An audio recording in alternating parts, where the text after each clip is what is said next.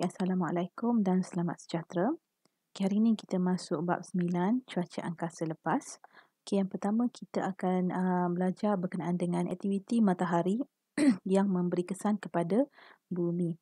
Jadi di sini ada beberapa aktiviti yang berlaku pada matahari yang akan memberi kesan kepada bumi. Kita akan lihat satu-satu. Okay, yang pertama kita akan lihat apa itu matahari dahulu. Okay, apa itu matahari? Jadi matahari adalah merupakan berbola gas yang membara.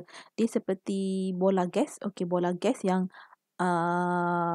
berapi, yang ada api, kadang tak keluar api pun dia seperti membara. Dia hanya macam menyala. Okey, dia ada bara macam tu.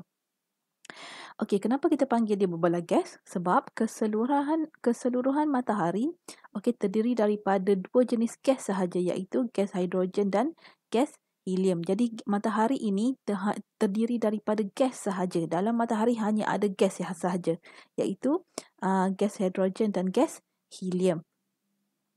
Okey, sekarang kita lihat pula struktur matahari. Okey, ini adalah struktur matahari. Kita boleh lihat dalam gambar rajah ini. Okey, matahari kita boleh kelaskan kepada 3 lapisan. Okey, atmosfera. Okey, atmosfera matahari ada 3 lapisan. Kita kelaskan kepada 3 lapisan atmosfera. Kemudian kita ada zon perolakan, zon radiasi dan juga teras. Okey, bahagian tengah-tengah matahari kita panggil teras. Okey, kemudian di luar pada teras kita panggil zon radiasi. Okey, dan di luar zon radiasi kita panggil zon perolakan. Okey, dan di bahagian luarnya kita panggil atmosfera. Okey, di mana atmosferanya terdiri daripada 3 lapis. Okey, iaitu fotosfera, korona dan juga kromosfera. Okey. Okey, jadi zon-zon ini kita namakan mengikut apa yang berlaku pada zon-zon tersebut.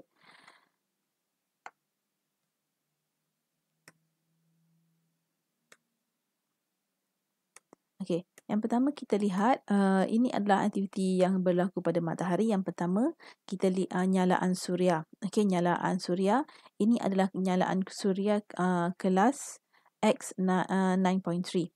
Okey, jadi nyalaan suria kelas X9.3 yang berlaku di matahari berlaku pada matahari pada 6 September 2017. Okey, pada jam 8.2 pagi. Okey, pada 6 September ini, lentingan jisim corona telah menyebabkan gangguan telekomunikasi, sistem navigasi dan talian kuasa elektrik lebih kurang sehingga 1 jam. Jadi ini adalah aktiviti yang berlaku pada matahari. Jadi aktiviti yang berlaku pada matahari memberi kesan kepada bumi. Macam mana memberi kesan kepada bumi? Ia akan menyebabkan gangguan telekomunikasi dan juga sistem navigasi. Okey, tahu apa itu sistem navigasi? GPS, okey, dan talian kuasa elektrik. Okey, dia memberi gangguan. Okey, jadi lentingan jisim corona berlaku pada permukaan matahari menyebabkan gangguan pada bumi. Dia memberi apa saja yang berlaku pada matahari boleh memberi kesan kepada bumi. Bukan semua, tapi ada setengahnya boleh memberi kesan yang buruk kepada bumi. Okey, ini adalah fenomena yang berlaku, okey, iaitu granul, tumpuk matahari, kitaran suria, semarak suria ataupun kita boleh panggil nama lain prominent. Okey, nyalaan suria ataupun solar flare. Okey, lentingan jisim corona dan juga angin suria. Okey, ini yang berlaku. Okey, yang pertama kita lihat dahulu granul. Apa itu granul? Okey. Okey, ini adalah bahagian fotosfera, lapisan pertama permukaan atmosfera matahari. Jadi fotosfera, okey, bila kita lihat fotosfera, kita nampak ada macam biji-biji macam tu.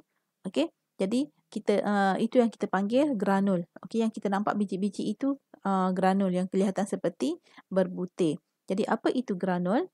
Okey, granul ialah bahagian atas zon perolakan bagi plasma yang sangat panas dengan suhu setinggi 5,800 darjah Celsius. Jadi lepas zon perolakan adalah atmosfera. Jadi fotosfera ini adalah bahagian atmosfera yang paling bawah. Okey, jadi granul ini merupakan bahagian atas zon perolakan bagi plasma yang sangat panas. Okey, menyebabkan pada fotosfera kita nampak dia seperti berbutir-butir. Okey, diameter purata bagi granul adalah lebih kurang 1,000 kilometer. Jadi satu granul yang kita nampak, Okey, satu granul ni yang kita nampak ni, okey, diameternya lebih kurang 1000 kilometer. Kita nampak dia seperti berbutir-butir. Okey, itu kita panggil granul. Okey, granul tu yang warna cerah, bukan yang warna gelap. Yang berwarna cerah tu.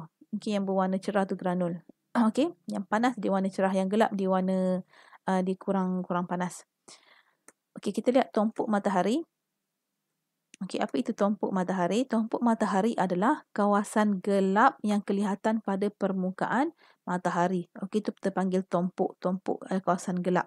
Okey, kenapa dia kelihatan gelap?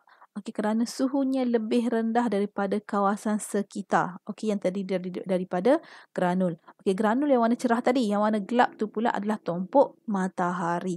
Jadi tumpuk matahari ini dia warna gelap kerana suhunya rendah daripada kawasan sekitarnya. Bukannya suhu rendah macam sejuk. Tak.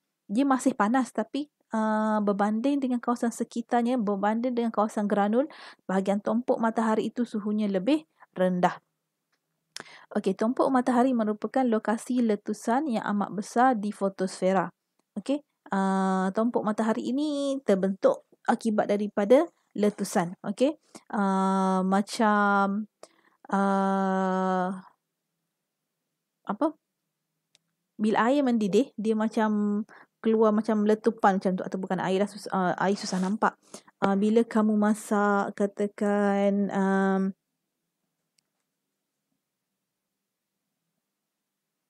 okey, kalau contoh air susah sikit, makanan yang lebih pekat, contohnya kamu buat bubur ataupun buat apa?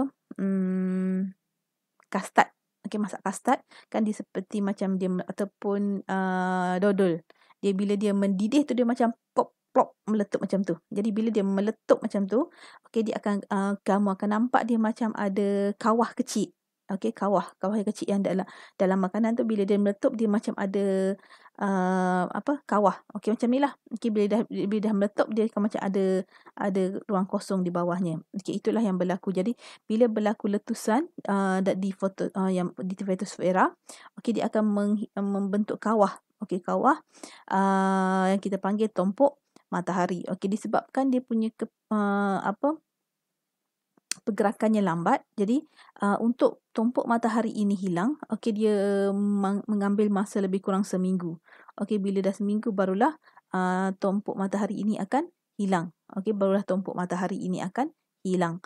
Okey, fenomena tumpuk matahari selalunya wujud secara berpasangan ataupun berkumpulan. Okey, bila dia meletus, okey, dia akan kawasan hitam ini akan berkekalan selama seminggu sehinggalah suhunya mencapai normal, dia menjadi granul kembali. Okey.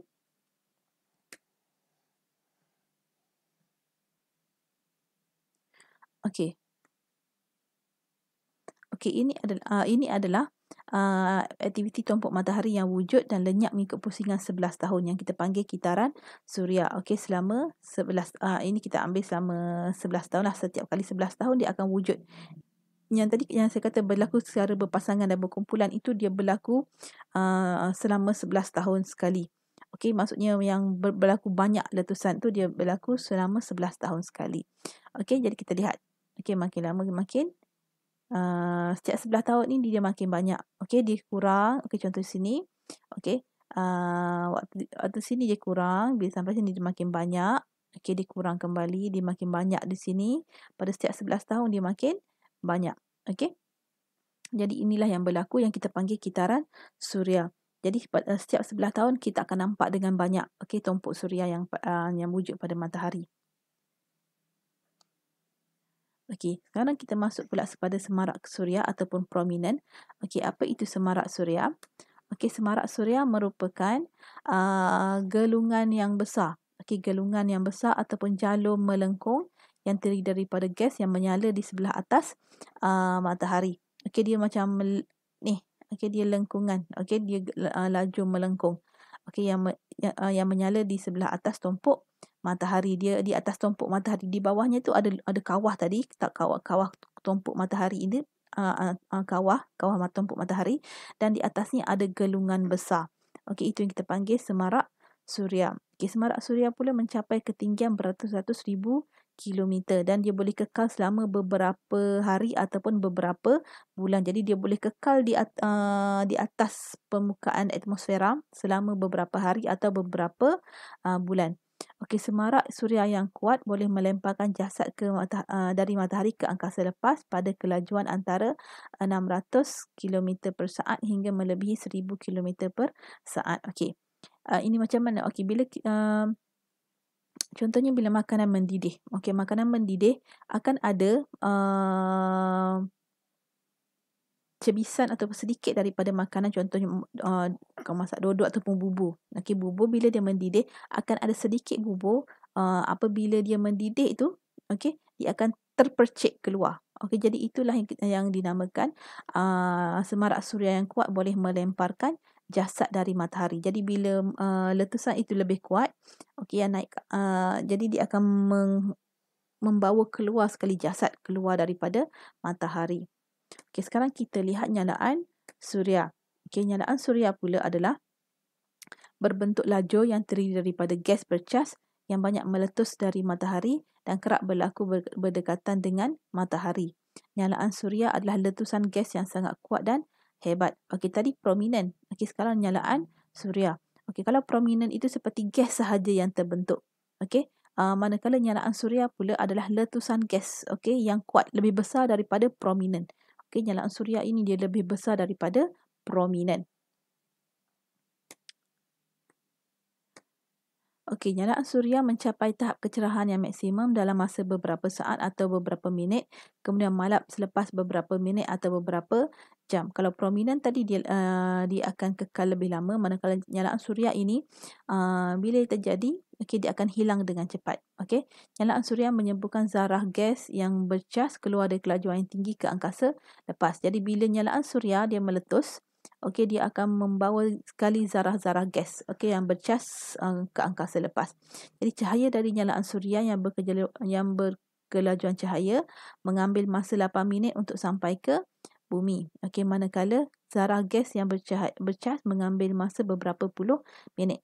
Jadi bila berlakunya solar flare, okey, nyalaan yang kita nampak itu selama dia mengambil masa 8 minit sahaja baru kita nampak. Okey, katakan pada pukul 8, okey, berlaku nyalaan suria pada matahari dan 8 minit kita akan nampak nyalaan suria itu di bumi. Okey, cahaya itu sampai ke bumi. Okey, tadi nyalaan suria ini akan membawa zarah bercas. Okey, jadi beberapa puluh minit daripada pukul 8 tadi zarah bercas pula akan sampai ke bumi. Jadi zarah bercas inilah yang boleh mengganggu sistem yang beri kesan kepada bumi. Okey, kalau dalam science fiction bila berlaku solar flare, katanya boleh pergi ke masa lampau dan sebagainya, itu adalah science fiction sahaja. Jadi nak tunjukkan di sini nyalaan suria ini boleh memberi kesan kepada bumi. Okey, zarah gas yang bercas ini sering saling bertindak balas dengan atom dan molekul dalam atmosfera bumi. Okey, jadi zarah bercas ini akan memberi kesanlah kepada bumi. Dia macam mana dia bertindak balas dengan atom dan juga molekul dalam atmosfera bumi. Jadi apa yang berlaku? Okey, akan menghasilkan peragaan cahaya yang mempesonakan di langit yang dikenali sebagai aurora. Okey, dia akan membentuk cahaya di atmosfera. Okey, yang kita nampak, yang kita kenali sebagai aurora, dan selalunya berlaku di kutub bumi, di bahagian kutub bumi selalunya ianya berlaku. Okey. Okey, sekarang kita lihat dah berapa minit? Okey, 14 minit. Okey, lentingan jisim corona. Okey, apa itu lentingan jisim corona? Okey, lentingan jisim corona dia seperti awan yang besar. Dia macam awan yang besar terdiri daripada plasma yang meletus daripada matahari dan kerap berlaku bersama dengan nyalaan suria yang besar dan kuat. Okey, lentingan jisim corona pula dia macam awan. Okey, dia berlaku bersama-sama dengan nyalaan suria. Jadi bila nyalaan suria berlaku, lentingan jisim corona juga akan berlaku, selalunya berlaku. Okey, dia seperti awan. Okey, seperti awan. Okey, lentingan jisim corona ialah letusan zarah bergas yang bermagnet. Okey, kalau tadi letusan zarah bergas yang bercas. Okey, kalau nyalaan suria tadi, okey, dia letusan yang membawa zarah gas yang bercas. Okey, manakala lentingan jisim corona, dia adalah letusan zarah gas yang bermagnet. Okey, jadi lentingan jisim corona dia akan menyemburkan zarah bermagnet keluar daripada matahari pada kelajuan yang tinggi ke angkasa lepas. Okey, jadi kita akan kelihatannya seperti sebuah awan yang mengembang. Kita akan nampak dia seperti awan. Okey. Zarah bermagnet daripada lentingan jisim corona, okey, mengambil masa 3 hari untuk sampai ke bumi. Okey, dia mengambil masa 3 hari. Okey, jadi bila zarah bermagnet, okey, dia juga akan bertindak balas dengan atom dan juga molekul dalam atmosfera bumi dan menghasilkan aurora juga. Okey, menghasilkan aurora. Okey, kita lihat angin suria.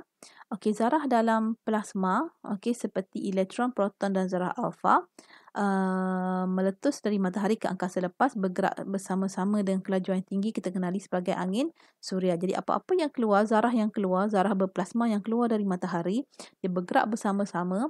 Okey, kita panggil dia pada kelajuan yang sama. Okey, dan kelajuan ini sangat tinggi. Kita kenali sebagai angin suria. Ini serentak dengan yang banyak. Okey, dia datang dengan banyak, dia bergerak sama-sama dalam satu kelompok yang banyak, dalam kelompok yang lebih besar. Kita panggil dia angin suria. Jadi angin suria ini, okey, dia akan membawa medan magnet antara planet ataupun interplanetary magnetic field bersama-sama. Okey, jadi kelajuan angin suria adalah supersonik dengan nilai 250 km per saat sehingga 750 km per saat. Okey, tapi kelajuan suhu dan ketumpakatan angin suria berubah-ubah dalam lintasan pergerakannya. Jadi waktu angin suria ini bergerak, ketumpatan, kelajuan dan suhunya boleh berubah-ubah. Jadi dia seperti satu gerombolan zarah-zarah bercas, zarah-zarah bermagnet tadi semua bergerak bersama-sama dan dia juga membawa medan magnet antara planet. Dia bergerak. Okey, dia bergerak dan dia boleh sampai ke permukaan bumi. Okey, dia akan sampai ke permukaan bumi. Jadi angin suria ini kalau sampai ke permukaan bumi dia akan memberi kesan yang sangat teruk kepada permukaan bumi. Kenapa? Apa bezanya dengan angin solar flare dengan lentingan jisim corona tadi? Kalau angin lentingan jisim corona dan juga solar flare tadi, okey, dia sedikit-sedikit saja. Kalau angin suria ini semua tu dia datang sekaligus, okey, dan dia sangat banyak, dia lebih besar. Okey, dia lebih besar. Jadi bagaimana bumi, okey, nak terselamat daripada kejadian fenomena alam yang berlaku secara natural ni. Jadi oleh itu, okey, kita tahu, okey, bumi ada medan magnet. Okey, bumi ada medan magnet. Okey, ini medan magnet bumi. Okey, kutub utara ke kutub selatan. Jadi ini adalah medan magnet. Okey. Dan medan magnet ini, okey, ada juga ini medan magnet bumi dan kita ada lagi yang kedua itu magnetosfera bumi. Okey, magnetosfera bumi. Jadi magnetosfera bumi akan melindungi bumi daripada angin suria. Okey, jadi sebab dia bermagnet, okey, dia akan menyebabkan angin suria ini juga ada magnet, ada zarah-zarah bercas. Jadi medan magnet bumi, okey, boleh melencongkan angin suria. Okey, dia melencongkan angin suria. Jadi ini adalah bentuk magnetosfera bumi. Jadi dia akan melencongkan angin suria. Okey, dia akan melencongkan angin suria. Jadi apa itu magnetosfera? Satu ruang dalam angkasa lepas yang meliputi bumi di mana medan magnet dalam magnetosfera bumi adalah gabungan antara medan magnet bumi dengan medan magnet dalam ruang angkasa di angkasa lepas. Okey, bumi ada medan magnet dan angkasa lepas juga ada medan magnet. Gabungan dua-dua ini akan membentuk magnetosfera. Dan magnetosfera ini menjadi satu benteng pertahanan bagi bumi yang terbentuk secara semula jadi. Jadi dia akan melencongkan angin suria. Dia akan melencongkan kebanyakan angin suria untuk tidak sampai ke permukaan bumi. Jadi hanya sedikit sahaja, okey, cebisan-cebisan daripada angin suria itu sahaja yang akan sampai ke permukaan bumi. Oleh itu kesan buruk yang tidak terlalu teruk sampai ke permukaan bumi. Kalau sampai semua memang teruk. Jadi ini adalah magnetosfera bumi. Okey. Jadi magnetosfera terbentuk daripada interaksi antara medan magnet yang dibawa oleh angin suria dengan medan magnet bumi. Jadi angin suria tadi juga juga membawa macam-macam zarah. Jadi bila dia berinteraksi dengan medan magnet yang ada pada bumi dan juga medan magnet yang ada di angkasa lepas, okey, dia akan membentuklah terhasillah magnetosfera ini. Dan magnetosfera ini pula akan berubah-ubah mengikut angin suria. Okey, mengikut tenaga, mengikut bilangan zarah dan sebagainya yang ada pada angin suria. Jadi dia akan terbentuk apabila ada interaksi. Okey, bukan setiap masa magnetosfera ini ada, dia hanya terwujud apabila ada interaksi daripada angin suria, barulah dia akan wujud. Okey, dia berinteraksi. Okey. Okey, apa pentingnya magnetosfera? Okey, kepentingan magnetosfera, dia akan melindungi bumi daripada kesan buruk yang disebabkan oleh zarah yang berbahaya. Jadi pentingnya magnetosfera, dia sebagai satu benteng pertahanan daripada bahan-bahan zarah berbahaya yang datang dari matahari. Okey. Okey, juga sekatan biologi yang melindungi hidupan di bumi. Jadi bila tadi dia ada radiasi juga yang datang daripada matahari, jadi dia boleh memberi perlindungan kepada hidupan secara biologinya kepada hidupan di bumi. Okey. Jadi zarah-zarah bercas juga kita boleh halang daripada mengganggu sistem komunikasi, sistem navigasi dan juga talian kuasa elektrik. Mungkin ada gangguan tapi gangguan yang bukan tak teruk. Okey. Okey. Jadi ini adalah angin suria. Okey, angin suria yang datang. Okey, ini adalah angin suria. Jadi bila magnetosfera, magnetosfera pula warna biru. Jadi magnetosfera ini akan menghalang angin suria, dia akan melencongkan angin suria. Okey, dia akan melencongkan angin suria supaya tidak sampai ke permukaan bumi. Okey, jadi itu saja.